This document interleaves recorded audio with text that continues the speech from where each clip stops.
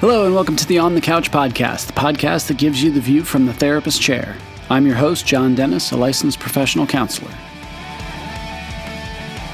You're listening to OTC episode 41 with Dr. Christine Moutier, Chief Medical Officer for the American Foundation for Suicide Prevention.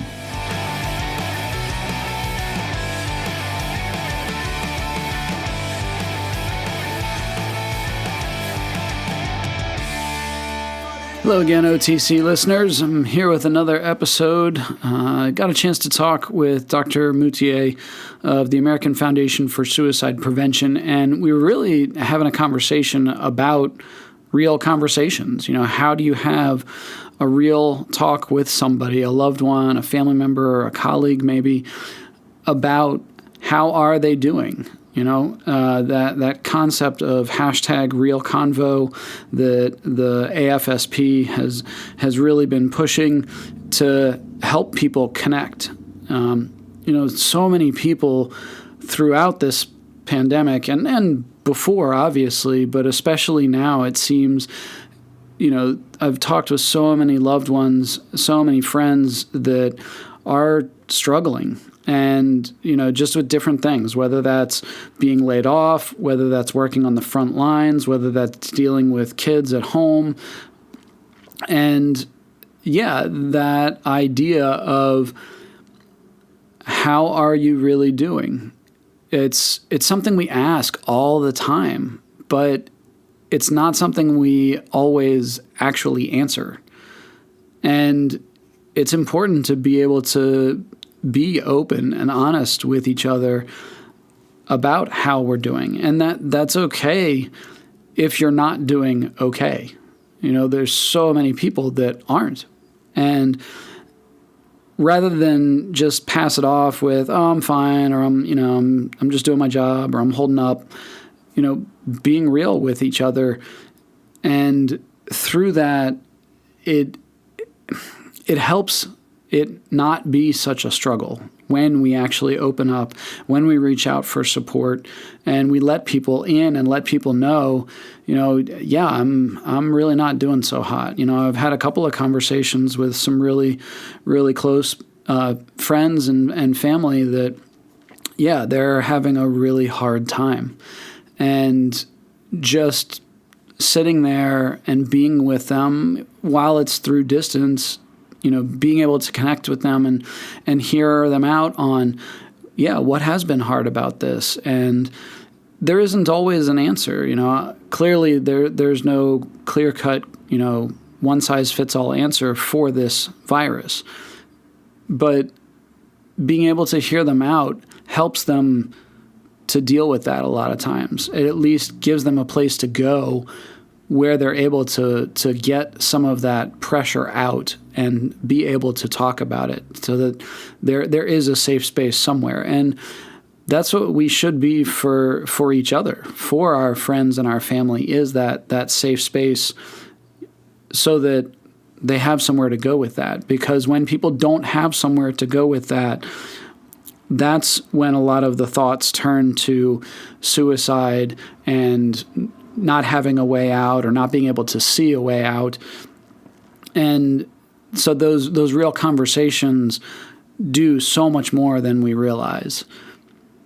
If you're not familiar with Dr. Christine Moutier and the American Foundation for Suicide Prevention, you need to familiarize yourself. You need to go to their website, follow them on social media. They're using the AFSP national handle, and they always have been, but I mean they've put out a ton of content with research and infographics and conversation starters, like we talk in the episode about the hashtag Real Convo campaign. They've been doing so much to help people get connected, stay connected, reach out if they need services.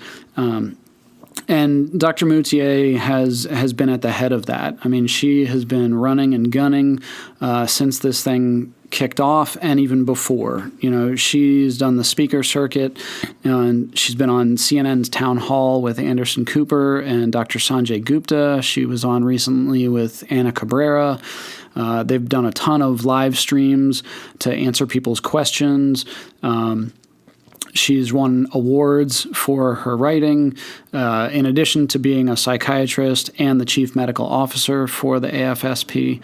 So I'm so excited that I got a chance to steal some of her time and get a chance to put this conversation together. So thank you for checking it out.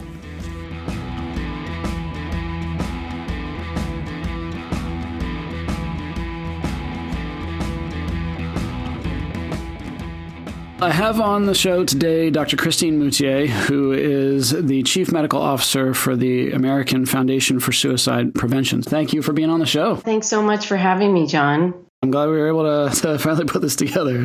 I think I had talked with you briefly last time, that idea of you've really been banging the drum about, the mental health battle and that wave of dealing with COVID. So one, thank you for you and everybody at AFSP and what you're doing. Can you kind of talk about what's important about that message and what should people know about, the mental health impact of this? Yeah, definitely. It just came about so naturally that as different parts of the country got hit with the virus and kind of, I think for all of us, it was sort of like this transition of reality sinking in that, sort of shedding the layer of denial in a way. Because I think for a while we all wanted to think, is it really going to come to the U.S.? Is it really going to come to my city? And will I have to work remotely or, will I lose my job? And of course, so many people then have been affected by varying degrees of just like unanticipated and in some cases very traumatizing or very dramatic change in their life. And I think what sprung out of that was this very organic conversation around how are we supposed to cope and thrive with all of this going on a baseline where I feel like in our country, we had already made some progress with, thanks to you and others, to take the stigma out of mental health, that the way we cope and thrive has to do with the health of our brain and our mind, and that we can do something about that. It's not just about having mental health conditions. It's for all of us. We have mental health to manage and to optimize. And so that's at least the way we linked up with kind of the national, like what was going on in the media and all of the calls we were receiving from other organizations, workplaces across all industries. I mean, that's one of the, in some ways, gratifying things, I think, for those of us who either have lived experience of a mental health condition or any kind of struggle, is to see that sort of the volume turn up that way on the topic is in a way very validating to feel like, wow, these are human issues that we can talk about now. Yeah, I could see where, somebody that's dealt with anxiety or depression prior to this, it would be, see, this is what I've been talking about. Like, this is what I've been dealing with. Thank you. In a lot of what you've talked about, you talk about things to be mindful of and to try to take care of. I think last time we were talking a little bit about, basic ADLs, those activities of daily living. What are some of those that you typically highlight and why are they important? Yeah. It is funny because even while on the one hand, my own reaction is like, oh my gosh, these are so basic. Who needs to hear these? And yet what I found in my own life during this time is, guess what? They're basic and fundamental because they really do matter. And so like making sure you're getting enough rest, getting basic nutrition and really hydrating well. It's funny during this time, like our schedules are so thrown off. Myself and my family members, we actually had to like put reminders in place to stay hydrated during the day. Getting some form of regular exercise is actually really a basic, healthy way to reset your brain. And of course, it's good for brain and body health. And then limiting alcohol is a big one during this time. Alcohol sales are up hugely. And for many, that's probably not going to have a long-lasting detrimental effect. But for some, it can go down that path of lower mood, deteriorating their healthiest ways of coping. And for people with addiction, of course, it can create major problems. And then the other things that I actually consider part of the basic strategy are working in some level of meaningful social connection. Of course, that's been a huge topic everywhere. And also choosing the structure of our day or our week to include, number one, some structure so that there's a plan that feels good to all of us. And in fact, I think for some people in particular, unstructured time can be a real set-off, a real trigger for further spiraling downward in their mental health. And part of that structured time, I would say, you can work all of those basics in, but also to really be careful about the media intake that you're taking in, either both in terms of volume, but also in terms of what it is. Because the sensationalized stuff these days for people with anxiety can really be a negative, and just you can end up in a sort of black hole of worry and uncertainty because it feeds that. It definitely made me think back to 9/11. I know at the time, a lot of the advice was, like, okay, turn the news off. Like, you don't need to have that playing on repeat. It's important to be informed, but especially for our kids, they don't need all of that, barrage all of the time. It's funny, as a therapist, even though like, oh, wow, I should follow the advice I give to other people all day long of like healthy sleep, healthy eating, some exercise. What is it about sleep that makes it so important? Why is it important to pay attention to healthy sleep? Yeah, I think, the field of sleep specialists, both on the psychology and psychiatry side, as well as on the neurology and pulmonology side, everyone's probably looking at it from slightly different angles. But what we certainly know from the big picture is that for each person, there is an ideal amount and quality of sleep that is restorative, that allows you to feel your best self during the daytime. And when you don't get that, and especially when it starts to accumulate over time, all kinds of cognitive problems and mood problems and irritability, frustration tolerance.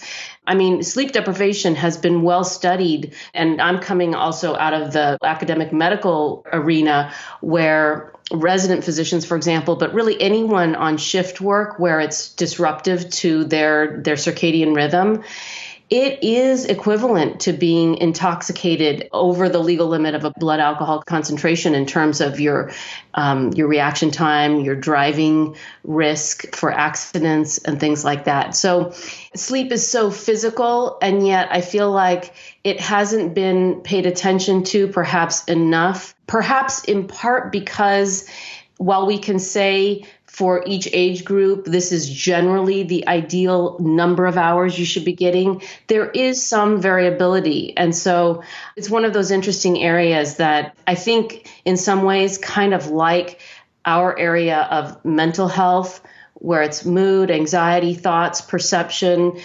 where there's been this untrue sort of myth floating around that because it's not measurable via a blood lab, that it's all subjective. And of course, we know that while there are challenges with, the clinical practice, there is some artfulness, but there is also a pretty clear-cut range that is normal and healthy for people to live within. So anyway, I think sleep in some ways kind of got into that category of a little bit harder to define. People just seem to do better when there's like black and white boundaries. And a lot of things with regard to human health, frankly, even including physical health, are that way. But I think people like to think that physical health has a much more hard boundary around, what we should be doing and what we're aiming for. In my clinical work, I always tell people black and white is relatively easy. It's the gray areas, that's when we kind of come off the rails. It's much easier to be like all or nothing. I think also with our society, it really prizes productivity and a lot of times sleep deprivation. You think of like college age with like pulling all-nighters and things like that. And definitely in your experience at the medical school level, that idea of sleep debt, I imagine, especially with people that are on the front lines, can have just such a negative effect built up over time. Yeah. I think about people who are on the front line right now.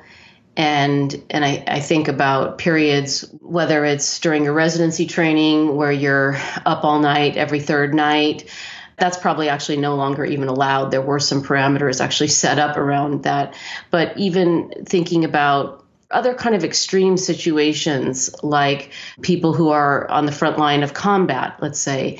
And I think when you're sleep deprived over a period of time and you're under an extreme level of stress, potentially some of these cases where there is life and death kind of hanging in the balance, having experienced just a bit of that in my own career, it's like you get into a mode where you are not functioning at the level of being able to think about your higher values and your priorities in life, your ideals, the reason that you went into this profession, or even to be terribly future oriented. I mean, your body and brain clamp down into sort of more of a survival mode where think about then trying to navigate conflict in your relationship when you're not functioning on full cylinders in that way.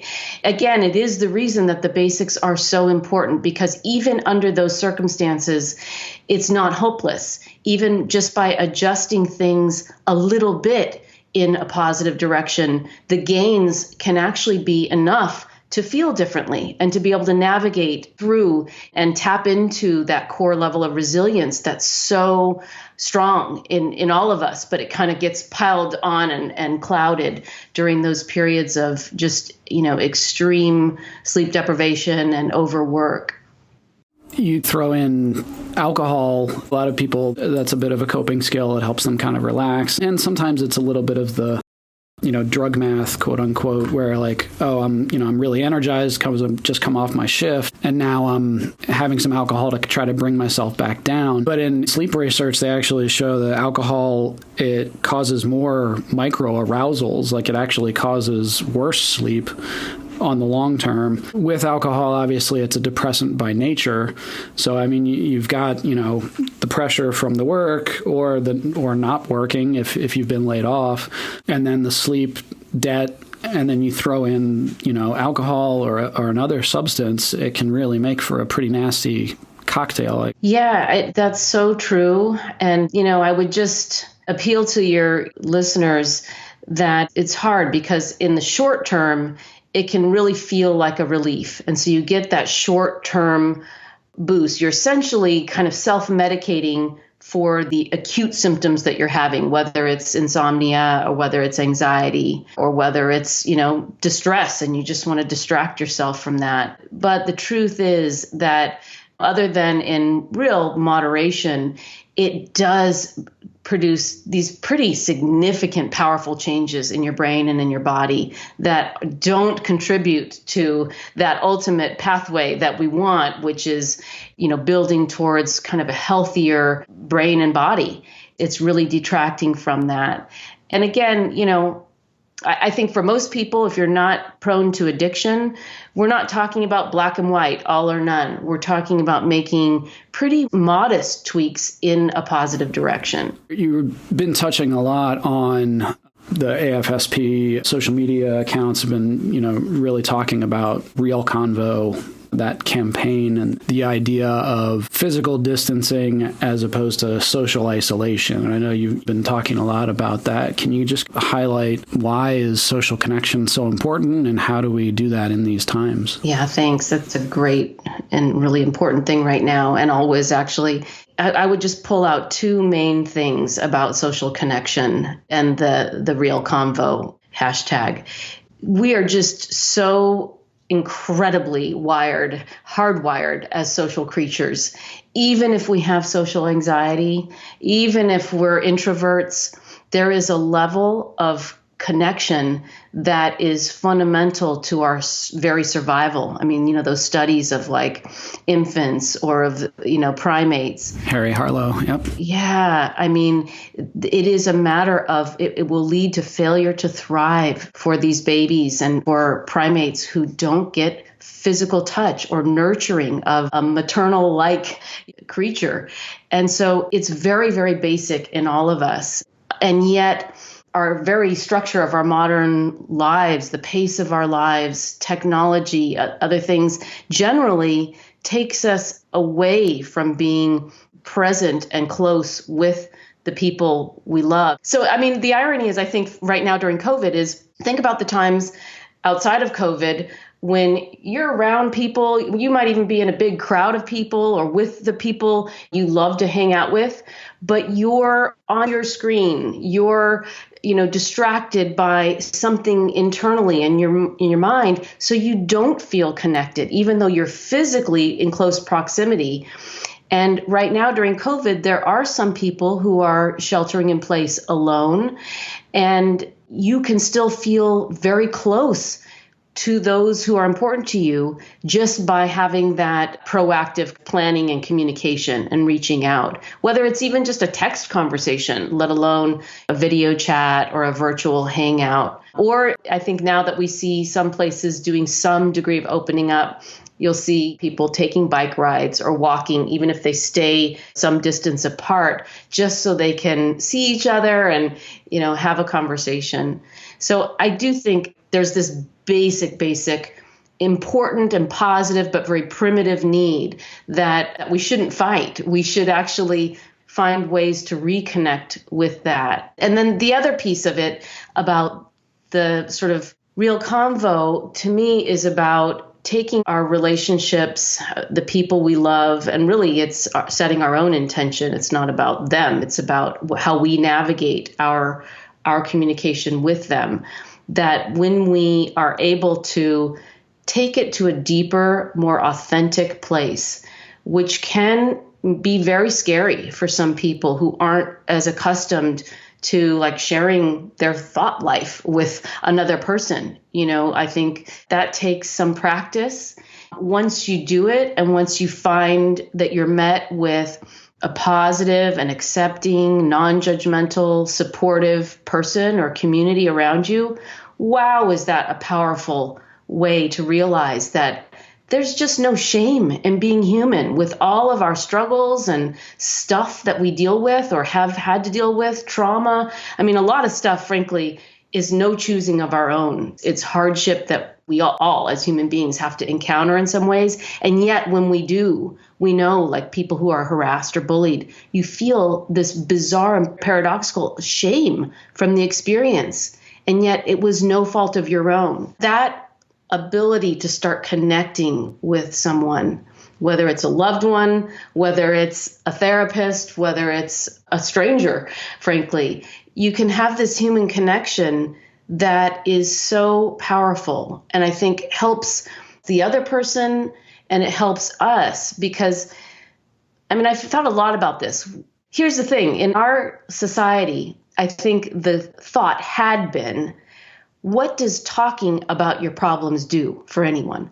It doesn't solve your financial problem. It doesn't change your circumstance. And so how can it possibly be helpful? And to me, that's more of that black and white, concrete way of thinking. And so I've had to answer, my own loved ones who say that. Why should I be talking? Who wants to hear my problems, right? But when you do that, you create a safe space that tells other people that they can be more authentic and disclosing.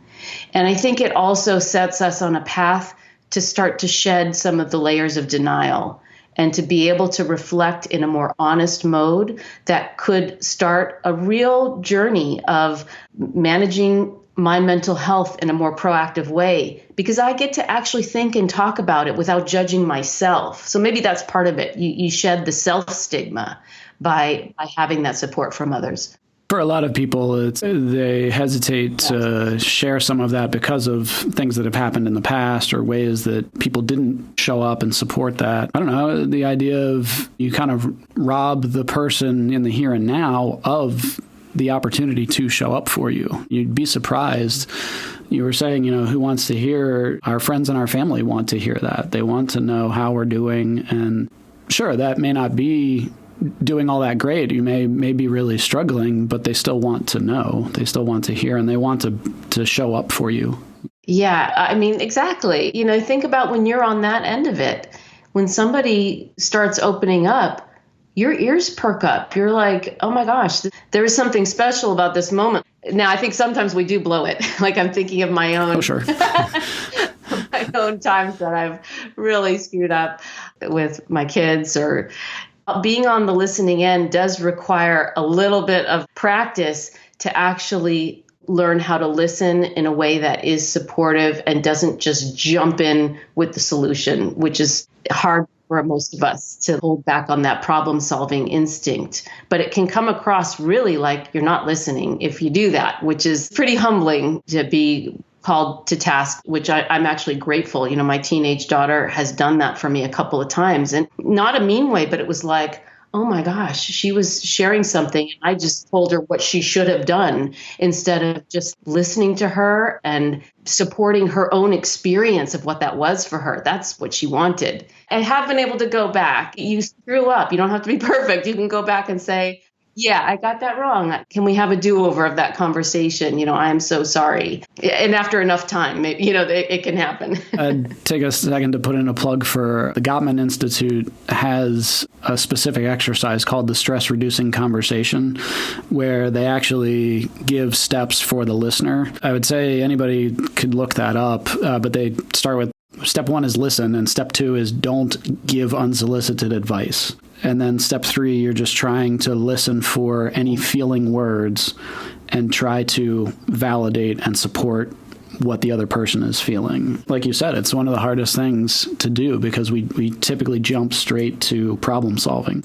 Yeah. Or because we're in a relationship with them, their distress evokes anxiety or something else in us. That's a force of nature in our brain that leads to a reaction that we don't hold back. It just spews out. You know, I think that's the other part of it, that we have to learn how to have a healthy boundary and make that conversation, you know, not about your own reactions. You know, those can be dealt with, as well. But in that moment, it can really go the wrong way. And off of that hashtag Real Convo, what are some of the resources you all have put together, ways to help people have some of those conversations, or can you highlight some of those? Sure. Yes, absolutely. Yeah. If you check out hashtag Real Convo on any of the social media platforms, as well as another important youth-directed campaign we have called Seize the Awkward, there are essentially now we built out kind of toolkits of little video vignettes, which focus on things like, especially for young people with Seize the Awkward, it's about that young people told us, this was the 16 to 24-year-old age group, that they have a sense when someone in their circle of friends is struggling, but they just lacked the skill set. They see their identity as the friend. They take that actually very seriously as a responsibility that they want to live up to.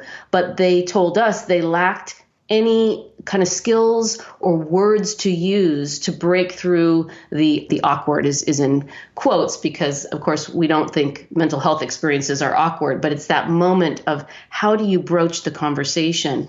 So they're conversation starters, and then they're part of the toolkit is about, well, what if the person doesn't want to talk or doesn't want to even think about seeing a mental health professional. Let's say you do uncover some pretty significant distress that your friend or your loved one is experiencing, but they're not ready to seek anything beyond any professional help, but they're willing to keep talking to you or talking to a parent or a teacher, a coach, or a pastor.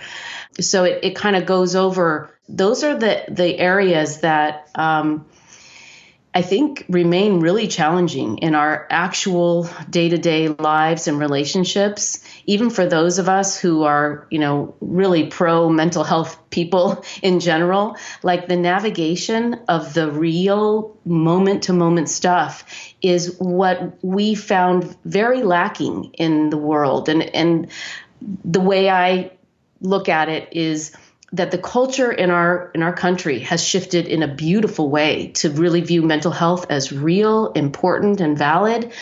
But that didn't magically give us a skill set to take it deeper and put into action a set of kind of ways to behave around that knowledge. So that's part of what we're trying to do with the hashtag Real Convo, is to take it to a deeper place and make it more something that we can practice in our actual lives and relationships.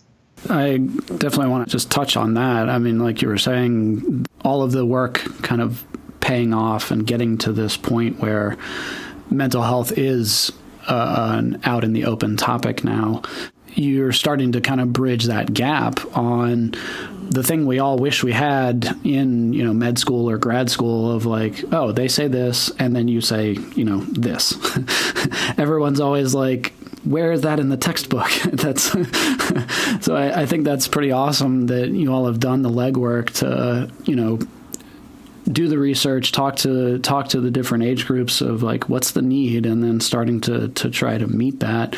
So you were saying the Seize the Awkward, and I think I saw there was like a sticker pack on the social media that you can download and kind of use that a little bit. I know the crisis line and the text line. Now the text line, that's texting talk, TALK, to the 741-741. Yep, that's the crisis text line. Yeah, and they're awesome. And then the National Suicide Prevention line is the 1-800-273-TALK. And a lot of times in my work with people, and I would say even as friends, you can call. Like if you hit some of those waters while you're in the conversation with them, you can call. Yeah. And a lot of times I'll do that just to sort of normalize it and sort of get their feet wet a little bit of like, hey, this is what it would be like to call. Maybe if I'm not around next time, you can still call. This is the questions they would ask or the things that, but this is what it would be like. I love that you do that. And of course, you're a mental health professional, but somebody who's helping their loved one who really doesn't know what to do, they can also be the one to call just for guidance for themselves about, how do I handle this situation? And also to get some ideas about where are some local resources that this person might be able to tap into. That's the beauty of really both of those resources, that they are national, but they have some connections, especially the National Suicide Prevention Lifeline. It is made up of a network of crisis centers that are across all 50 states. So they do have a sense of more of the local resources. So I'm glad you model that and you kind of break through the ice and show them that these are people, trained human beings on the other end who are just going to kind of help you through this moment. They're wonderful resources. And just on that note, if you were to ask me what we should be doing as a nation, let's say to reduce our suicide rate, one of several things would be that we need to actually shore up our crisis system as well as our entire mental health care system. But that crisis system has been shown in other countries when it's fully resourced and is actually utilized fully, is an important part of meeting the need of our distress as a population. There will always be some of us who are running into acute crisis. So we have to have that. Off of that, my understanding is the one bill is at the House level, correct? So that's the .266. Yeah, right. Yes. It passed in the Senate unanimously, which is really cool, about a few days ago. And I think it's still at House now. What it will do if it passes is not only work towards giving the National Suicide Prevention Lifeline a 3-digit number, 988, which is not in place yet. So please continue to use the 1-800-273-TALK for now. But it would also provide the financial resources so that they can actually expand their services in a way that they need to. The volume has been going up in terms of callers, not just related to COVID, actually. In fact, for the Suicide Prevention Lifeline, thankfully, that part has not seen a humongous increase in volume. There's another hotline called the Disaster Hotline, which in fact does take all sorts of different emotional and psychological distress, but oftentimes it's very much around job loss or something pertaining to the disaster that's happening in the moment. So obviously the pandemic is creating a lot. So the Disaster Hotline is up by tenfold right now in terms of its volume. But if there is any good news going on so far in my conversations with the leadership of the crisis text line as well as the National Suicide Prevention Lifeline, so far while anxiety levels are up a lot, it does not look like it is primarily related to suicidal callers actually at all, and it's. Sometimes what we think about the moments of acute disaster, and this is different because it's going on for such a long period of time, but during the disaster, there is this sort of psychological girding that we all do.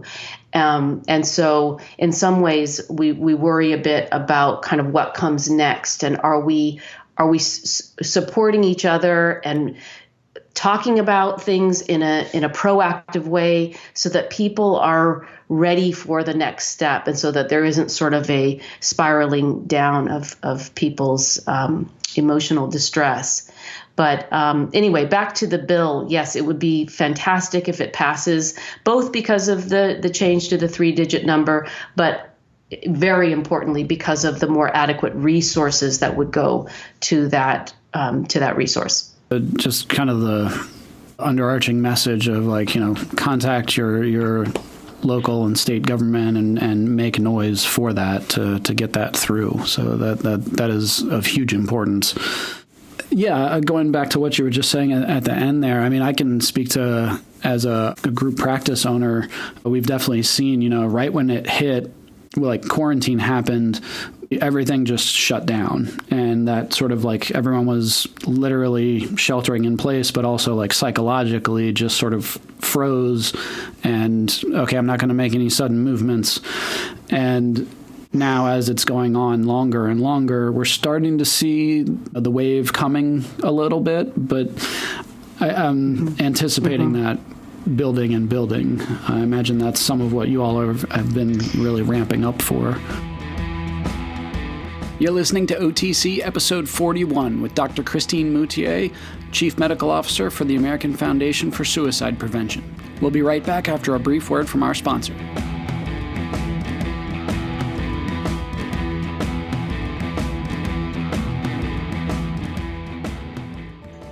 Would you like to talk to a counselor but can't find the time? Would you rather talk to someone from the comfort of your own home? If so, Parenting and Family Solutions is here to help. We now offer teletherapy to all clients who reside in the state of Pennsylvania. Using our secure portal, you can have a video session with your counselor using a laptop, desktop computer, or smartphone. Visit our website to learn more at www.parentfamilysolutions.com or give us a call at 717-602-5560 to see if teletherapy might be a good fit for you. Let us help you build a stronger family and a healthier you.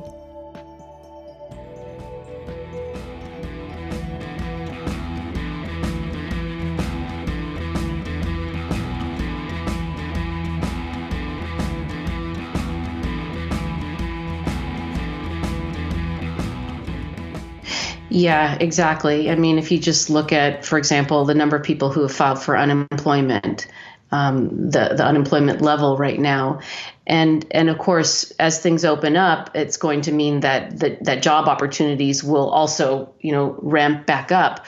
But we have to pay attention to how our level of kind of coping and resilience, how our mental health is, so that we are forward thinking and motivated and energetic and optimistic enough to apply for those jobs and get a job.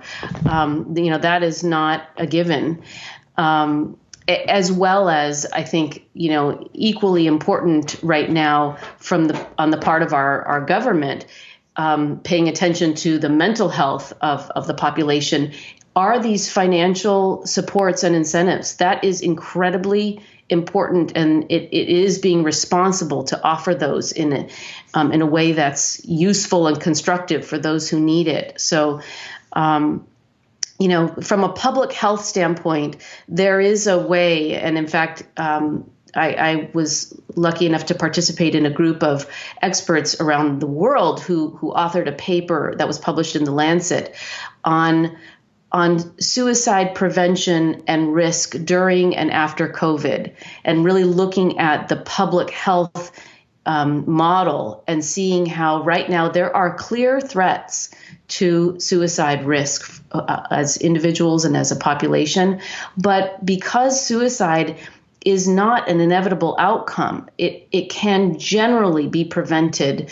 That doesn't mean that if you've lost somebody to suicide, that there was a definitive way to prevent that. It doesn't mean it on that individual level. It means from the public health standpoint that there is more to be done that can address this leading cause of death, just like we did for HIV/AIDS, for various types of cancer. That public health strategy of investing in research, programs, treatment, educating the public on, basic cardiovascular health, for example, like that's what we want for mental health too, is that everyone knows those basics that we were talking about with sleep and exercise and, maintaining your mental health at the best possible place.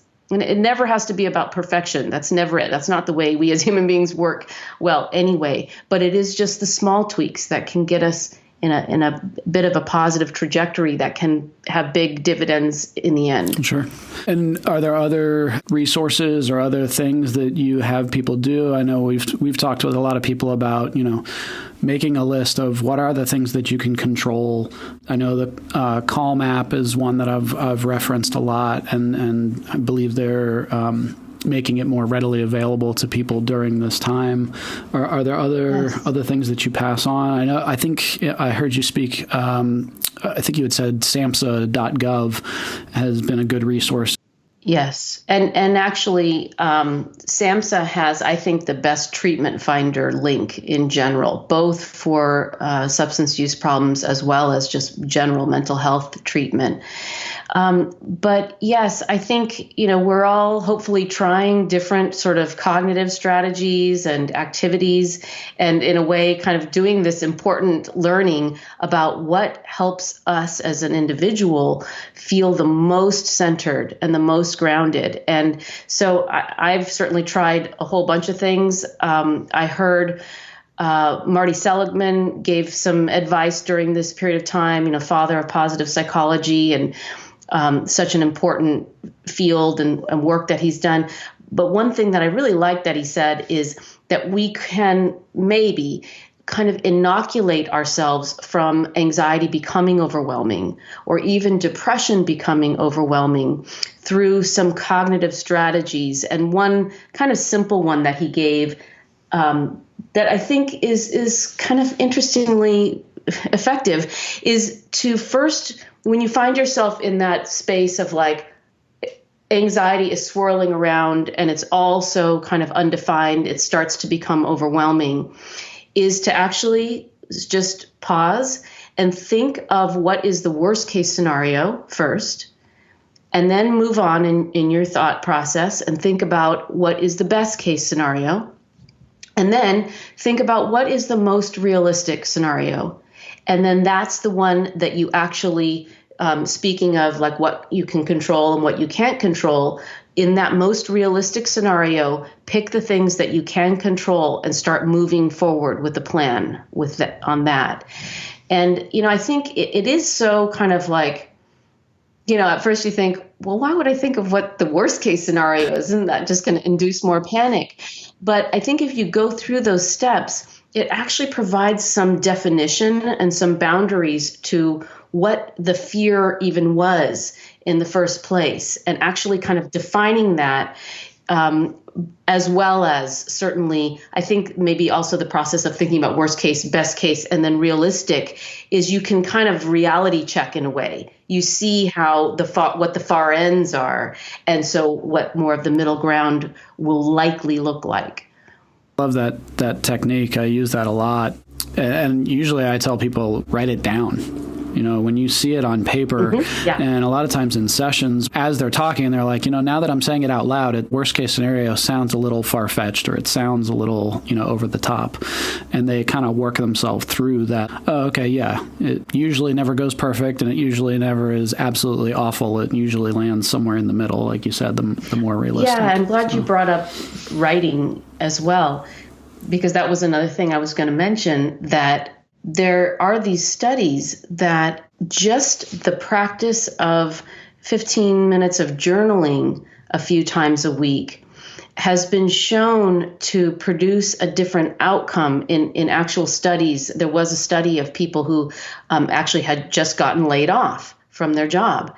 And the group was divided into two different groups. And one of them was a journaling part of the experiment, the research study. And that group that journaled about it had very different kind of mental health outcomes and were more likely to have landed a job at the, whatever it was, 3-month mark and 6-month mark. I used to talk about that in my role as a dean in a medical school. I actually was not allowed to treat the medical students, even though I'm a psychiatrist. But I did a lot of advising and mentoring and teaching students and residents about just strategies to try to prevent burnout and depression and anxiety from becoming overwhelming in their own lives. And I was always looking for this kind of data. And I think there's something about writing that engages a different part of our brain, so that just like you were saying, when they write down that worst case scenario, there's something that allows them to actually see it in a very different way than when they're just thinking in a big black hole of probably less defined. So it's probably both defining it that the writing requires, but I think too, things like walking and if, for example, if you're trying to work through something very challenging in your relationship, some topic that is like a hot spot, it's possible that the process of walking and talking in a way that maybe taps into some part of the brain that is engaged when you're doing EMDR therapy. I mean, this is my own like wonky translation of like what is happening during EMDR, eye movement desensitization therapy, that is allowing those traumatic memories to be refiled into a part of the brain that just doesn't trigger the amygdala and produce that overboard sense of emotional reaction. It like lowers the emotional valence, and just experientially. I've found that if you're walking and talking, maybe there's something about that bilateral movement, or maybe it's the fresh air, that just probably, yeah, all of the above. Yeah, it allows the conversation to remain more constructive rather than devolving into that emotional space where we're really, once our amygdala starts firing, we're kind of victim to it in a way. It's really hard to keep the conversation constructive and supportive and civilized when you're feeling overwhelming hurt, anger, and pain. Yeah, and going back to the Gottman training that they talk about, and Dan Siegel talks about this with, the 95 beats per minute and the fight or flight response and kind of everything that happens in our body. Just at that point, you need to call a timeout and, go for a walk or something. Mm-hmm. Off of the writing it down, a lot of times, especially people that haven't gravitated toward writing and journaling and things like that, a lot of times they get stuck right at the beginning where they're like, I don't know what to say. And usually the advice I give them is write that down. Write down, I don't know what to say. And just, whatever stream of consciousness comes into your head, just start writing that down. And eventually you get past the first layer of like, I wonder what I'm going to have for lunch today. Or, this is kind of a weird experience, Then you start to actually get to the meat and potatoes of what's going on a lot of times. Yeah, it's really good. I mean, the ability to feel engaged in the present moment is, in a way, not to be taken for granted. It's an odd thing, but I think there are a variety of reasons that just the ability to be in this space, in this moment with you right now. I think there are lots of forces at play in our society that kind of work against that. And possibly also for children as their brains are developing, like maybe we're not giving them a head start anymore. We're kind of, and so I think writing, I think breathing exercises are something that for me, just taking 1 minute or 2 minutes and doing some slow, deep breathing is a way to bring what's going on in my body and my mind into focus together. And that has a physiological impact on our cortisol levels and, and the way that our thoughts are going. So there are things that we can do. And, even as somebody who's, so into this topic, I'm so passionate and really believe in our ability to steer things in this direction. It comes down to a pretty, mundane issue of just practicing it on some regular basis so that you get the benefit of it. And a lot of times, I mean, myself, I don't naturally gravitate toward that. But the times when I tell my wife, hey, I need a break for a couple minutes, I need to go write or do some breathing, just get some mental and physical space from everything that's going on. Well, and I'm glad you brought that up in that way, because that's where I think the power of a relationship can be particularly positive for our mental health.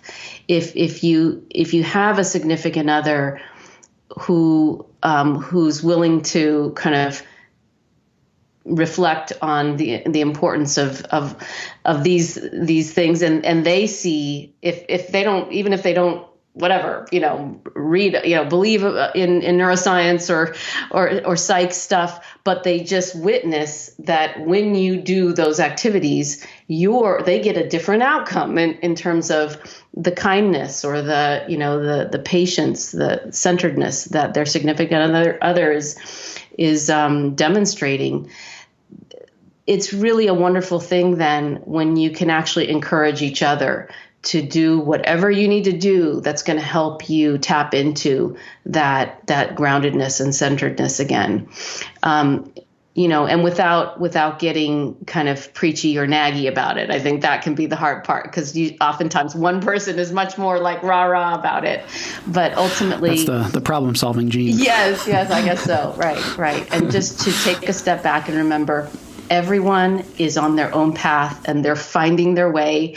And what they really will allow them to continue that in the healthiest way possible is probably not the nagging and the preaching, but just the support and the healthy boundaries, practicing that in a relationship. To kind of bring back what you had said about your daughter, sometimes just simply saying what I got was this, and really what I needed was this instead. I needed you to support me or just listen to me or things like that. And if you speak up gently and use that kind of I statement of really what I need is this, people are usually able to hear that and show up. Yes, that generally goes over better than I hated it when, or some of the other ways. Do. Right. Yeah.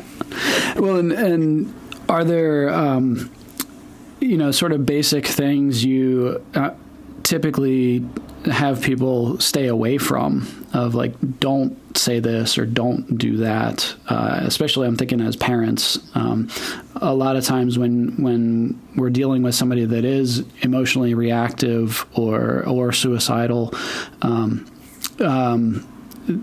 the trying to shut it down or don't say that, don't talk about that. Are there... Yeah. Yes. Thank you for bringing this up, because again, I think our instincts as parents, especially, but also in other relationships, don't help us out in this regard.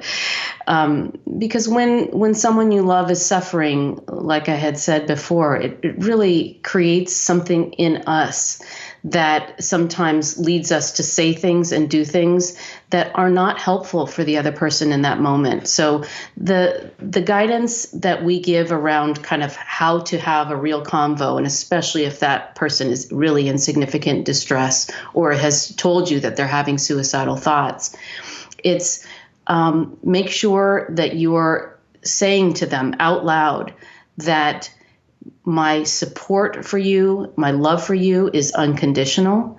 You're facing these challenges does not change a thing about how important you are as a human being and how important you are to me. And also a statement of we all face challenges. So no matter that you're going through this right now or any other challenge you face in the future, this, whatever, I as your mother or this family can handle that. We can walk through it together and find the help that you need, the support that you need to get you through it. So I think, saying those things they might be so deeply embedded in your mind, you think it's obvious, they're not obvious to your child or your significant other. You have to express the unconditional love, support, and validation. And then, so I think the things to be really careful about not to do are, we've already talked about jumping in really quick too soon in the conversation with the solution, or you should have done that. Did you think of this?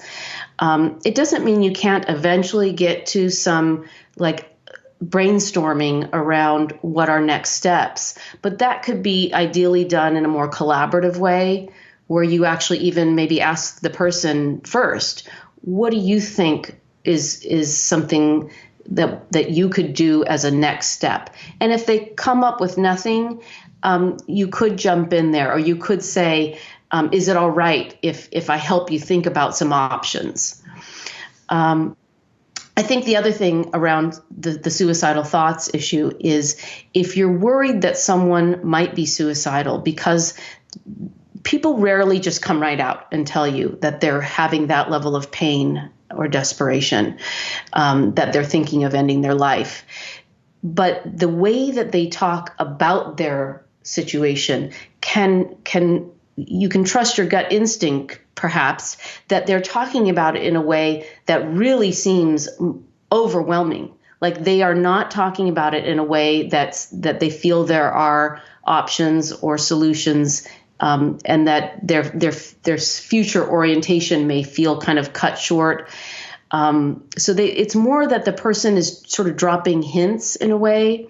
And I think sometimes we actually do that unconsciously more than consciously, because we're not sure if the other person is going to freak out and if they can handle it if we disclose the full deal of what we're experiencing. So showing them that you can handle it, in other words, that you're safe. So what I would say to somebody is, when you talk about, and you can use their exact words, what they've said, when you say fill in the blank, it makes me wonder if you've ever thought about ending your life when you're feeling that level of distress, or at any time recently.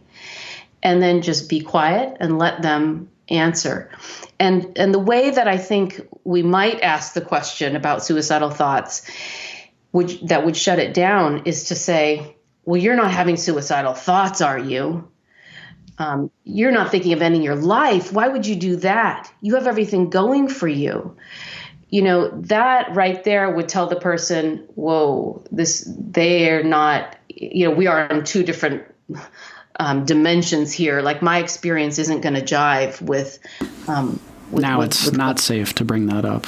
Yeah. So it's I do think these are conversations that even, like you said, as mental health professionals, as medical students, physicians out there, we weren't necessarily taught exactly how to ask in a way that people with lived experience have been able to tell us what actually invites that conversation, what helps them to feel supported and validated enough to be able to share. And I mean, the last thing I'll say about this type of conversation, if somebody's really in distress, is unless the person is in motion to harm themselves, or has an immediate plan that you feel is going to happen if you leave the room, there is no reason to stop the conversation. This has probably been something the person has been experiencing, not brand new, most likely. And now they're giving you the opportunity to listen, and just by listening, to share that burden that they're experiencing. And by showing that you're not judgmental and that you still care about them, just simply that will be helpful to them. let alone any, potential next steps for getting professional mental health care. Because I will say, anyone who's having suicidal thoughts, number one, take it seriously. Number two, don't think that just because, they don't have it as bad as, whatever is in your head. They don't have horrendous PTSD or depression that keeps them in bed all day. It doesn't require a mental health professional. Any suicidal thoughts are an indication of such significant pain and a style of coping that the person can benefit from. It doesn't matter if they have a diagnosis or not at that point. It's that they can learn a new way of coping that could ultimately be life-saving down the road for them by linking them up with a mental health professional. And to go back, the idea of, sometimes, we don't always get it right. We don't always say the right thing at the right moment, but you can go back and, 30 minutes later or something like that and say, like, hey, that may have come out wrong. I really want to make sure you understand that I love you and I care about you and we'll figure this out. I'm here for you. Yeah, definitely. I think that's the beauty of that I think especially for those of us who are kind of either a little perfectionistic, a little extra neurotic, and I'm saying that as somebody who can own those things. As a member of the club. Yes. That it's okay. This is about progress, not perfection. And things can heal even when they seem, really bad. That's the power of communication, by going back and saying, I don't like how I handled that. I feel badly about the words that I said. I didn't mean for it to come out that way, and I certainly didn't want you to feel, discounted as you were just about to share something important with me. So, I want to say that, and when you're ready, we can go back to that. So with all of the focus on connection, what are some of the coolest ways that you've seen people staying connected during this time? Oh gosh, I mean, I've really enjoyed seeing some in my own family and hearing stories of just really kind of fun, lighthearted, creative ways to connect. I don't know, cooking together, playing games together. All of that is really, really important. What I think I get the most excited about recently is when I see, kind of in a way, like the myths of the past being busted by for example, a big, huge, strong athlete talking about his mental health and how we have a friend at AFSP, a 49ers player named Solomon Thomas, who is just the most remarkable individual, because after losing his sister to suicide, he not only made mental health and suicide prevention kind of his passion. Because of that, he also started talking about what happened with his own mental health in the months and the year following her death, how it affected him in terms of his actual mental health, but how that also translated in his relationships and his athletic performance on the field. And so he really kind of makes this point in such an important way that the connection between mind and body is very real. So that when you are struggling mentally, it's not just out here in the ether. It is affecting your physiology in your body, your reaction time, your thought process, your ability to flex and have a solution come to you quickly. And of course, on the field, that means a whole lot of agility, and it's a very mental performance as well as physical. So, I think those kind of conversations coming from individuals who are telling their own stories and disclosing in a way that utterly shatters that idea that just because somebody has success, fame, or money, that, well, why would they struggle then? That is simply so untrue, that every human being, regardless of your external accoutrements, is going to face struggles, and we all have an internal life that is not apparent, external facing. And I think that just that integration between internal and external has been such a powerful thing. And COVID, in some ways, is bringing that out, with all of the distress and the awful things that are going on. There is this silver lining of kind of like advancing the conversation and the level of sophistication, so that people might feel a little more maybe brave or safe to start talking about their own experiences in a way that will help move their path a little bit more forward. Well said. And it's kind of that idea of like, I didn't want it at this cost of, global pandemic and things like that. But like you said, some of the silver lining, some of the other things that I've thought is just the shift in telemedicine, telepsychiatry, telehealth, back when we were coming through training, it was like, no, like, that wasn't even unheard of. And now it's obviously like a necessity. I'm really hopeful that that's something that stays on the other side of this, is that it's shifted for good now, hopefully. Yeah, 100% agree with you. Anything that allows access to mental health care to become more accessible, and even having all of the resources in the world, the access to teletherapy is going to allow many more people, has already allowed people to link up with mental health care. I am worried. I think on the one hand, it's opened up this whole new world where we can actually take a look at that and see how that access has been good for people. We can look at the challenges that are there as well. I'm worried because some of the legislation was written with specific COVID parameters written in. And so our policy team at the American Foundation for Suicide Prevention is absolutely looking for those opportunities to not let it sort of auto revert back to the old way.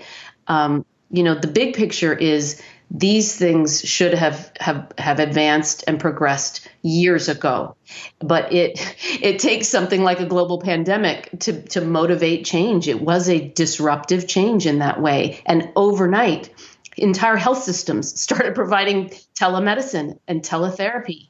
So guess what? It can be done. So that's something that's very important. And for anyone who has been thinking about therapy and just, yes, totally. Now is the time. If you have insurance, that's the first place to go. There's a very good chance that telehealth services, including mental health services, are being offered right now through your insurance plan. Yeah. Oh, thank you for, continuing to bang that drum. So, are there, like I said, you're super busy. I dare to ask, are there other projects you have coming up, or places people can find you in the near future? Oh, sure. Well, I'll talk about just two things real quick. Right now, this week, another important mental health campaign just launched, headed up by the fashion icon, Kenneth Cole. Yeah, and it's called the Mental Health Coalition, and it's hashtag How Are You Really Challenge. And so this is kind of similar to hashtag Real Convo. It's how are you really? And celebrities and anyone engaging in this, they're sharing their own, like how they're coping, the things that they're struggling with in a short video on social media, and then they might nominate some others to participate in the challenge. And it's pretty special because I think it is real. And when you have the connections to celebrities and athletes, we all have our favorites. And for right or for wrong, if that celebrity has disclosed something about their mental health, it is permission giving. And so that campaign, check it out if you haven't seen it already, Mental Health Coalition or hashtag How Are You Really Challenge. The other thing that is going on is something over the last few years that we developed that's called Project 2025. And this is at AFSP, we call it our signature initiative because it's really the first time ever that we've put science with a business plan to try to catalyze change to reduce the U.S. suicide rate 20% by 2025. And you'd think that it would have already been done, but it hasn't been tried in this way. And so anyway, if you have an interest in suicide prevention, you can check out Project 2025 at afsp.org. The last thing I'll say for anyone who's passionate about mental health and suicide prevention, anyone can sign up to be an advocate, like you were saying, to contact your local policymakers and politicians. You can go to our website, afsp.org, sign up to be a voluntary field advocate is what it's called. So you can just put in the search box field advocate and sign up, and our policy team makes it super easy for you. So when bills are on the table, and you're even as in my work, I wouldn't know exactly who to write to and how to say it. You're talking legislative bills, correct? Yes, exactly. Yeah, not electric bills. Yes. No, right. Legislative bills that.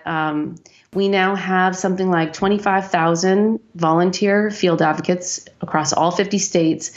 And guess what? It's the one thing about our government that is actually happening and working, that when the people voice their support for these things, it does get the bills passed. And we have a whole list at the federal and state level that has been changing for good in terms of mental health parity and access to care and appropriate training, even for like frontline people like teachers and law enforcement.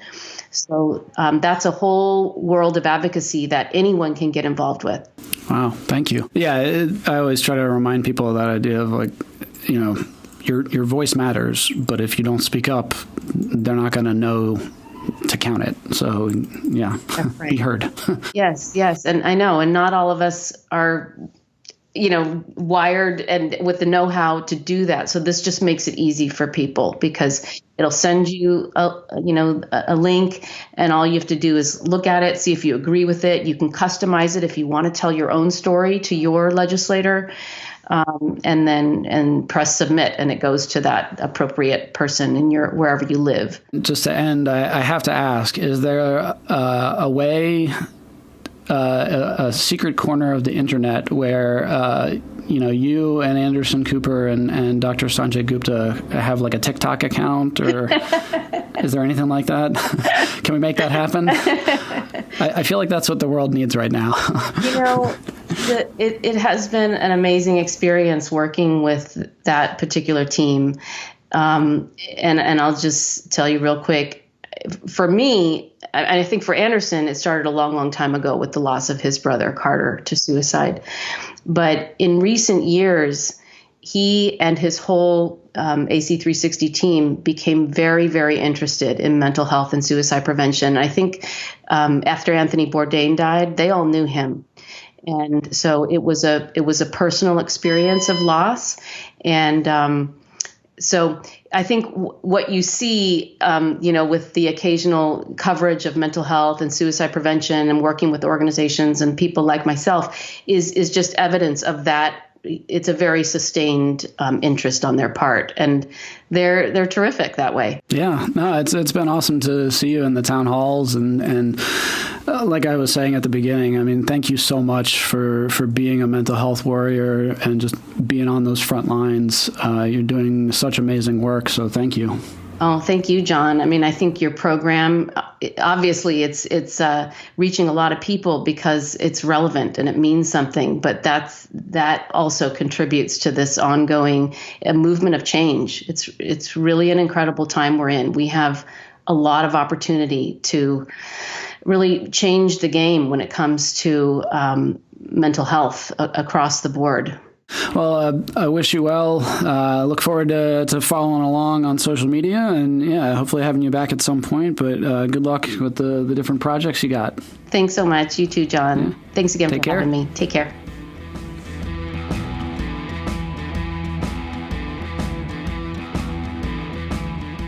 Well, there you have it, OTC listeners. Yet another episode in the books. Like I always say, thank you for taking the time to listen to this conversation. I hope that it helps some of you. Please pass this information on, even if it's just, the AFSP social media stuff, if it's the Real Convo, like the sticker pack that we talk about in their social media, Seize the Awkward. You just never know when a simple conversation could be what anchors somebody and what gives them hope or sees them through a really tough spot. And so I encourage you to reach out, have those conversations, be real with each other. If you're going to ask the question, take the time to really sit with somebody and listen to the answer, and have the care to sometimes push through the pat, I'm fine or whatever answers, and also be okay with not being okay. If somebody answers and they're really honest and really struggling, just sit with them, just listen. You don't have to have all the answers. But sometimes just doing that can make all the difference in the world. So, like I said, I hope that you find this helpful and are able to put it into good use with the loved ones that you have around you, and make sure to let people know that you care. So, take care until next episode. Well, if you liked what you heard, be sure to subscribe, rate, and review wherever you're catching this podcast. You can check out detailed show notes and any other resources given in the show at www.pfsonthecouch.com. If you'd like to stay up to date on upcoming episodes, guests, or contribute questions to the show, be sure to follow along on any of your favorite social media platforms. The author and host of this podcast is not engaged in a therapeutic relationship with the listener and cannot give counseling advice without a confidential appointment. Listeners should be sure to consult with a licensed therapist in their area or seek emergency medical attention if they are experiencing psychological difficulty.